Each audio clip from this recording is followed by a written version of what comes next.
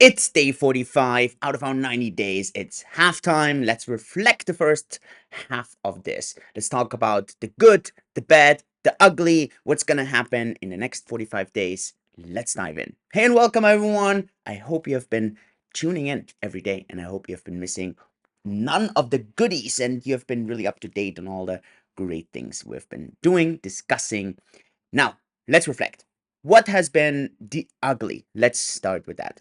Ugly, in my opinion, here has really been a bit of the environment. We've had crypto going down. We've had a very bad 45 days here. Crypto, Bitcoin's down 20-25%. Some of the altcoins even more. You can feel a lot of negative sentiment. It's summer, so with that, we were hoping for the Ethereum ETF to come. I'm still hoping for it to come, and I hope that that's gonna turn a bit around over the next 45 days. So that really negative sentiment we had from a crypto perspective, from an interest perspective, I really hope we're gonna see this turn around in the next 45 days. So to me, that's really a bit of the ugly.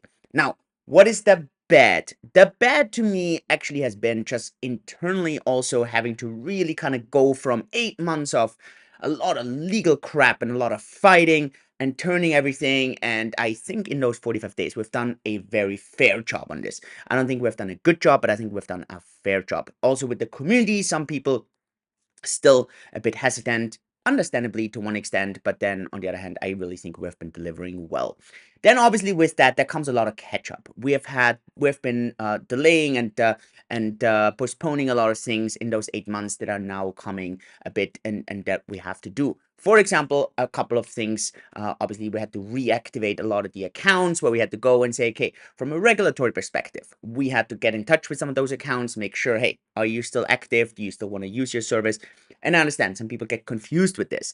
I get all that, but at the end, there are some rules to that. Then obviously we had USDT, where now we have to take that off. Obviously, these are things a bit outside of our control.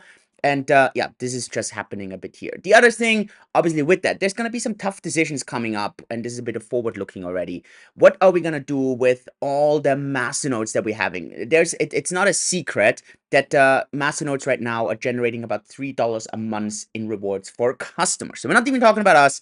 We're talking for customers. But each masternode costs around $5 to $6 for us, so there is absolutely no economic idea in how to keep those. So this is something that's a bit tough.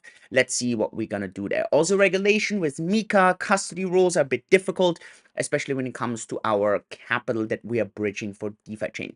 So it's not really clear yet, especially on those two things, what we're gonna do. This is a bit bad because obviously tough decisions that we have to face, either on the financial side, we need to solve the regulatory side.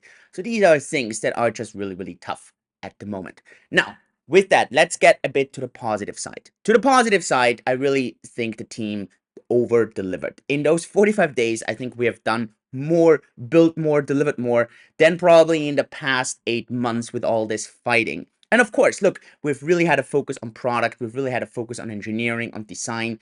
The app with the trading side looks completely new. We have a new on-ramp, the customized bundles, people being able to have their own bundles, 90 coins in 90 days. I mean, I think the team has really been outdoing itself. So this is really, to me, the very exciting part. The sad thing here a bit is that this hasn't translated into financial results yet, because if crypto goes down by 30%, you need to grow by more than 30% in a month, which is insanely tough. I mean, just kind of for reference, during the really crazy good times, we grew by around 5% per week. Now, I understand we're starting at very low numbers right now, but growing 5% per week in such an environment is difficult. So the insane part is we worked so hard, we did so well, but then actually the June numbers are worse than the May numbers, simply because everything went down. So again, I really hope that in July we can really turn this around a bit. Obviously, I hope we get the market sentiment, we get the market help here a bit. But the good part here really is the team so far is really keeping up the momentum, is really keeping up the optimism that those 90 days are going to be very fruitful. And I think by about, I would say mid-August, we should have a very good sense on where we are. What are the jurisdictions we're going to keep focusing on? What are the services, coins, products we keep focusing on? How big is the team? How do we expand? Do we need to cut a little bit? Are we just on the right size? All these things, I think in the next months, it's gonna really shape up nicely so that there are no surprises internally, externally, but we can really grow and pull hard together.